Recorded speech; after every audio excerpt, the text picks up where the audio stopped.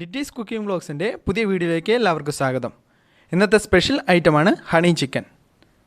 ഇത് നമ്മൾ എങ്ങനെയാണ് തയ്യാറാക്കി എടുക്കേണ്ടതെന്ന് നോക്കാം.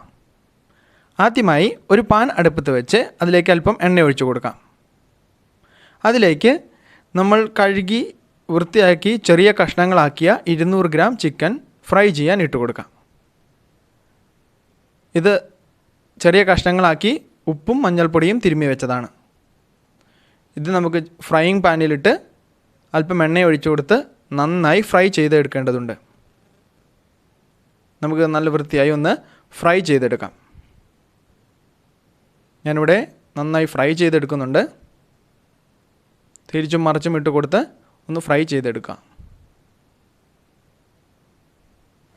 വളരെ ഈസിയായി എല്ലാവർക്കും തയ്യാറാക്കി എടുക്കാൻ പറ്റുന്ന ഒരു ഐറ്റമാണിത്. ഈ ചാനൽ നിങ്ങൾ ആദ്യമായി കാണുകയാണെങ്കിൽ ദയവായി സബ്സ്ക്രൈബ് ചെയ്ത് ഞങ്ങളെ സപ്പോർട്ട് ചെയ്യുമല്ലോ. നന്നായി ഫ്രൈ ആയതിനു ശേഷം നമുക്കിതൊരു ഒരു പാത്രത്തിലേക്ക് മാറ്റി വെക്കാം. സ്റ്റൗ കത്തിച്ച് വേറൊരു പാൻ എടുത്ത് വെച്ച് കൊടുക്കാം. അതിലേക്ക് ഞാനിവിടെ 1 ടീസ്പൂൺ നെയ്യ് ഒഴിച്ചു കൊടുക്കുന്നുണ്ട്. കൂടാതെ നമ്മുടെ മെയിൻ ഇൻഗ്രീഡിയൻ്റായ തേൻ, ഒരു 3 ടേബിൾ സ്പൂൺ തേൻ ഞാനിവിടെ ചേർത്ത് കൊടുക്കുന്നുണ്ട്. തേൻ ഒഴിച്ചതിന് ശേഷം നന്നായി ഒന്ന് ഇളക്കി ഫ്ലെയിം നമുക്ക് ഓഫ് ചെയ്ത് കൊടുക്കാം.